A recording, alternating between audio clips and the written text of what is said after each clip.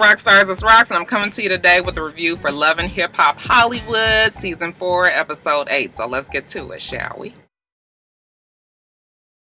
So Ray says, I guess Princess has been Googling or something, but all I know is she found the shaman to help her get pregnant. So, in one of the most ignorant damn little segments of the show, they got that dang on Princess there. You guys know how I don't get into the whole deep thing, but Princess says they have tried everything else. So now she's sitting down with this shaman, or should I say laying down with this shaman, so she can get her chakras and shit lined up so that she can get pregnant. So, the lady is doing all kind of, my mama would have said witchcraft, sprinkling and saying all this stuff, and they didn't gave the drum to Ray J. What about when he started singing Kumbaya?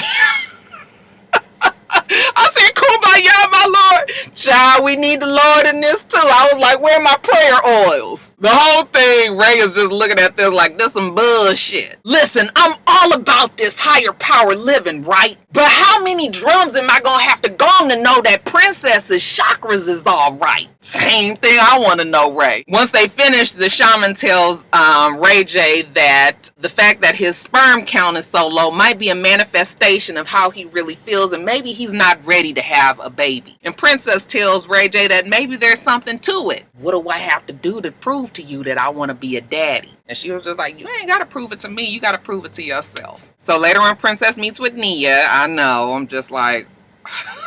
And she's telling Nia about her infertility issues and how Ray J has a low sperm count and, she can't seem to get pregnant and what the shaman said and all of that while she's sitting there talking to Nia. In walks Ray J with somebody's little baby. Ray J was feeling himself with that baby. He was like, look, I got all the women looking. I got the baby. I got my wedding ring on, but it's too late, ladies. You should have got me when I was single. Like I said, he got his homeboy's baby so I can show Princess that I'm ready to make this baby. So he sits down over there and, she's just like, oh, you got the baby. And he was just like, yeah, I'm going to be babysitting the baby so I can prove to you, that I got it. Or she's very touched, giggly about the fact that Ray J might be willing to babysit this baby. Okay, even though he's hoping that Princess, kind of picks up the slack. But she was just like, no, baby, you got the whole thing. Okay, he was just like, come on over to Uncle Ray Ray. Come to Uncle Ray Ray. Later on, we see Ray J. He got the baby at the house. So it's just me and little Stevie right now. And we just kicking it around the house so I can get my daddy babysitter on. Princess comes in and she's putting him to the test, okay? She's not going to help him with anything. You said you wanted to be this daddy. Babysit the baby, then handle it. The baby needs to be changed, okay? How about they just change the baby right there on the island in the kitchen? I said, first of all, the shit is hard as fuck. I mean, even if you put a damn blanket down, okay? That's how you know people ain't used to have no fucking baby. Can you put the baby on the couch, please? Fuck his back, his head up and everything. Anyway, they changing the baby. The baby looked like he gonna roll off the island. The whole time I was just like, oh my Lord, you guys can't never babysit my damn baby. But Princess, she just so happy that Ray J is willing to do this, that this proves to her that he's ready to be a daddy. I was just like, baby, you in for a rude awakening if you think this is all it takes to be a fucking daddy. But if that's what you want to think, then baby, we gonna roll with that. And good news, baby, I went to the sperm doctor and I found out that my sperm is at 48 count. And she was just like, enough to make a baby? Yep, the sperm is all good. So, they happy now. Anybody else get the feeling that both Princess and Ray J not trying to get wrapped up in none of the other dramas on the show? So far, they have stayed radio silent on anything else that's happening with the rest of the cast. Brooke tells us that even though Marcus is trying to get back with her, she gonna put that nigga on ice and see what's up with Boobie. Okay, so she go over to Boobie's place, but we got a nice new place over there, all right? And, the body language, you can tell that already the shit done popped off, even though she trying to tell us that, out of respect for Keisha. How many times you got to be respecting Keisha? Keisha been fucking everybody. I mean, I'm not trying to say Keisha a hoe or nothing. She's single, but... Keisha's had her relationships and we have seen them. Some of them been quite colorful. Okay? And so, child, I don't even know if Keisha would care if Brooke got with Boobie. But anyway, she's over at the place and she's all, you know, commenting on the wine glass. It got lipstick on it. And he was just like, well, you know, you all in my shit, but we haven't established nothing between the two of us. They played a little song, and, you know, you can tell there's some chemistry between the two of them. And, you know, she's, you know, she act like this the first time that she actually looked at Booby with some interest. Like, okay, maybe I am feeling Booby. Yeah, you felt his ass, all right, plenty more times other than this one, bitch. Who you think you fooling? So she invites him to Lyrica's listening party, and Booby says that he's game. And then you guys are Thirsty Crew, and you guys know that I like to break each one of them off into their own individual branch of thirstiness. First, let's talk about the fact that Alexis and Lyrica, who really is not a part of the Thirsty Crew, but they've been bunching her up with the Thirsty Crew, that I was like, oh, I like Lyrica. I don't want to make her be part of the thirstiness. But Alexis and Lyrica getting ready for this listening party that she's going to have. You know, Zell Swag shows up. I guess he is styling Alexis. What she gotta get styled for the fucking party for? Okay, I was just like, okay. Now, Zell the Monster and Alexis are now friends, and Lyrica was just like, well, y'all was able to make up and be friends now. Why everybody be jumping down my back? Okay, and she tells them how she had that confrontation with Nia and Moniece at the other thing last week. We also find out that evidently Moniece ran up on Alexis. Zell the Monster was like, I heard you got your ass whipped. And Alexis was like, I didn't get my ass whipped at all. Okay, of course it depends on who you asking. Alexis says that Moniece ganged up on her. So I guess it was Moniece and another person that supposedly jumped her. And now Ray the gay AA has even gotten involved, you know. So Alexis was like, you know, I got something for all them motherfuckers. Speaking of Moniece, she and Nia, they're with AD and they're at Runyon Canyon. And this is when we really get the story on what happened with Moniece and Alexis Sky. So evidently Alexis Sky, we saw last week when she was going on and on in her rant on the video talking about Masika and how she dragged Moniece in it too. Talked about her not being a good mother and all that shit. So Moniece was like, the only other way she could handle the shit is she going to go run up on the bitch and beat her ass. So evidently that's what she did. Old girl was in the car and in the Uber or something, and Moniece ran up on her and grabbed her hair and pulled her wig off and fucked her up, and whoever this other person was evidently, you know, got a couple of licks in too. I promise you I couldn't 100% stay with the story because I was just like, this is so stupid. Do they just be on this show just to want to go and fight each other? Like, usually I'm here for the fuck shit because Love and Hip Hop Hollywood is just fuck shit really, and it's a soap opera and half of it is not real and all of that.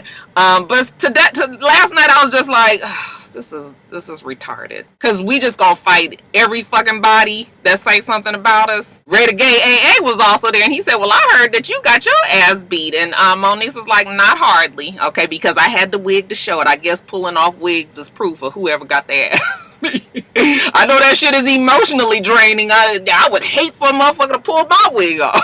I would be like, okay, I give up. Anyway, Lyrica's listening party. Are you guys going? Yeah, they going. And Ray the Gay AA said he gonna go too because he got a bone to pick with Alexis. He want to straighten some shit out. I was just like, are you gonna fight her? Because even if you are a gay man, you still are a man. And I cannot. Now the listening party. Okay, I'm just real tired of Lyrica's big ass orange hair. I can't do it. Okay, I was real happy to see Mama Dap there. I was just like, why do you won't let this lady speak? She just be over there smiling like.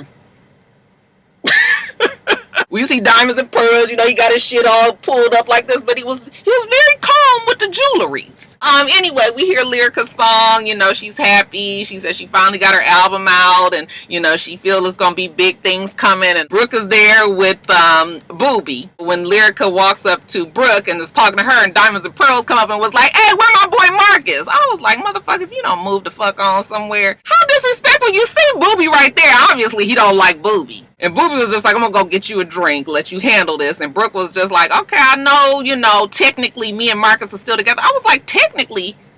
What the fuck, technically you together? I mean, if you're not married and you catch a motherfucker and he was cheating with somebody else, and how technically are you still with them? You guys ain't bound no ways. Technically means that you married, but the motherfucker cheated, so you separated. When you ain't married, then you just ain't together no fucking more. And Lyrical's like, I don't blame you, girl. You do whatever you feel you need to do. Okay, Marcus out there sleeping with the 12-year-old. She wasn't 12, you guys. But if you was fucking around with the girls for 12 years and the girl's supposed to be somewhere around 24 years old, then you do the goddamn math. We go over there, we see that old thirsty ass Hazel, and now she got a problem with Brooke. Why do you have a problem with Brooke? Because Hazel says that she bumped into Booby at an airport and suddenly they ended up at her place and they didn't fuck, but they had a good time. And I was just like,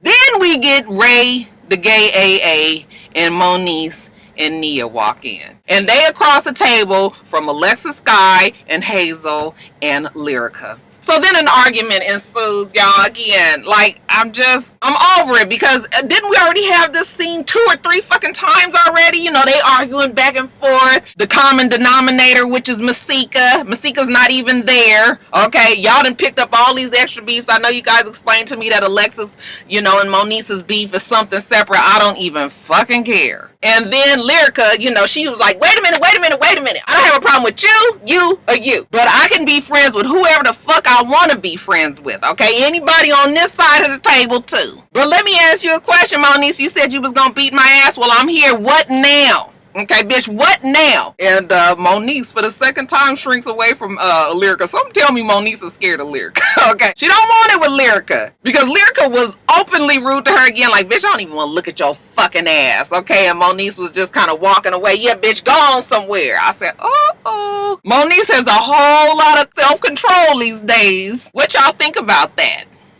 And then Tierra, okay, Tierra meets with Nikki, and Nikki tells us, you know, that I haven't been around T for a long time because, you know, she got all these new habits and I don't really want to be around her when she's drinking like that. Nikki is working on a new cosmetics line, you know, she's bossing up this season, not getting caught up in any drama as well. So T sits down with her and she tells her how she been dealing with Cisco, but turns out that the nigga was fucking around and seeing this other girl, so now they ain't together no more. Nikki was just like, well, how is the drinking? And T was just like, yeah, I got the drinking under control. Isn't that what all alcoholics say? Or is that what the scripts say, Mona? Is that what you told her to say? Nikki's like, word on the street though is T wilding out there drinking like crazy. She even heard that her and Hazel got into a fight, and T was just like, yeah, and the bitch, you know, threw a plate at me. You know, I had to turn up on that ass. Nikki wants to have a sit down between Hazel and Tierra. She feels like that's something that they can handle as women and get past. And even though T is not really feeling it, she tells Nikki that she will do it for her. So Nikki has a launch party for this makeup line that she's about to have. All right. And Tierra's there. And you can already tell that Tierra might have had a nip or two. You know how it is when you're around somebody who has social anxiety. She's drinking. She's asking for shots. Y'all know the shots get the party going fast. Okay, so she's drinking. She's already annoyed with Hazel. Okay, Hazel walking around like she owned the joint. And Tierra's looking at her like, this bitch. Nikki still says, you know, I really feel that these two can have a conversation and they can both be the bosses that they are. I don't know what the boss or what, but okay. So Hazel walks on over with old lopsided, weird looking ass booty. Did you see her booty in that dress? It was just like, And she goes over to T, and T was like, you threw a plate at me. And Hazel was like, yeah, because, you know, you was disrespectful and I don't really let people be disrespecting me like that. And all of a sudden, these two start arguing. Well, it's not even really an argument. I mean, literally, Tierra just jumps up and she tries to run over there. I'm just like, girl, how many times y'all be trying this? You fucking 10 feet away from the girl with all this shit in between you. You really think security gonna let you get to her? What do we be going through all of? And then here go Hazel all the way on the other side trying to act like she bowed it. Like, come on. Way back over there. You wasn't saying that shit in her face. I know that much. And of course she knows that security not gonna let her. So we go through them, you know, these episodes of her trying to get to Hazel a few times. And it don't work. Nikki mama trying to explain to T how, you know, you can't keep on doing this, you know, stopping the drinking. It makes you act a certain kind of way. Like, this is not you. You too beautiful of a girl. You know, she trying to give her that pep talk. And that T is still mad over there, just rolling her eyes and just like, you know, and then she get to crying. And I said, girl, you is a mess. Take your ass on. Okay, so she finally leave, and then Hazel come over there, and she says how, you know, she just, her and T's relationship has diminished because of her alcohol and the fact that she just drinks way too much. I don't know if that is the main reason. It could be part of the reason, but a whole bunch of other shit has gone down between Hazel and Tierra. So, I mean, whatever. But Hazel says that T can't be in her space no more. She gonna be like that. Fine, bitch. Ain't nobody gonna give a fuck about your space any damn way. Now, later on, we see Monique. She's trying to get her voice back together so she can get her career back on track. Her singing career. I've heard her sing, you guys. She's got an okay voice. I mean, just as good as anybody else out right now. Who should walk in but Nikki? She's surprised to see Nikki there, you know, because they had all that drama with Fizz and Monique saying that she was in love with Fizz just last season. But, you know, now Monique is with the gay girl, AD. But anyway, that's neither here nor there. Nikki is telling her how, you know, T just been cutting up and acting a fool and they need to do something about it. You know, Monique was just like, well, you know, we tried to get Cisco involved. That shit didn't work out all that well. I'm surprised that you here because, honestly, I only thought that me and Nia was the only one that cared about her. And Nikki was just like, no, you know, that's my friend and I really do care about her. So I feel like if we do something to get her out of this. So their new plan is to force Tierra to get this help. Because God forbid, if something happens to Tierra, then they're all going to feel guilty that they didn't do enough to help her. All right. So then we see AD. And I guess they've gotten AD involved, even though we're not supposed to realize this right now, but we all realize it. So AD sits down with T because she says she really liked T. Tierra's again, you know, I know you like Cisco. She want to tell everybody about her problems with Cisco. Girl, don't nobody care about that. AD is telling her that she's having a surprise party for Monique and she wants Tierra to come. Tierra's like, why should I come? You know, that bitch, you know, done pissed me off. And she was like, well, you should come because that's your friend and you love her. Yeah, I love her. But, you know, I just wasn't feeling her always being in my shit the way that she has. Okay, so even though I love her, I'm not really trying to make her happy on her birthday because her ass ain't made me happy in a long fucking time. But AD was just like, but you guys can sit down and you can talk about it. Okay, y'all can get past it like women, like adults. So come on down to the surprise party and let's make it happen. So T, you know, even though she doesn't want to do it again, reluctantly, she is going to go to this surprise party. So, you know, she get all gussied up and she drive up to the same location. If you guys remember when her and Ray J had their argument, I said, Mona, that's the same fucking house. You don't think we didn't know that? Anyway, you know, Tierra's like, she don't understand why they having a surprise party in the middle of the day and where everybody at, you know, but whatever. She gonna go on this party and hopefully that, you know, Monique apologizes to her. That's the first order of business. So she goes, knocks on the door. AD, I believe, answers the door. And then when she walks in, a woman walks up to her and says that, you know, she's an interventionist, that she wants to talk to Tierra. And Tierra's looking like, oh. I said, oh, no, that ain't gonna work. That is not going to work. Alright, you guys, let me get off of here. Make sure that you rate, comment, and subscribe to the channel. I'm itsrox. The channel is for itsrox. Everything else I do will be in the bottom bar. Alright. So I hope that you have a wonderful, wonderful rest of your day. I plan on doing the same. Till next time, Roxstars. Bye.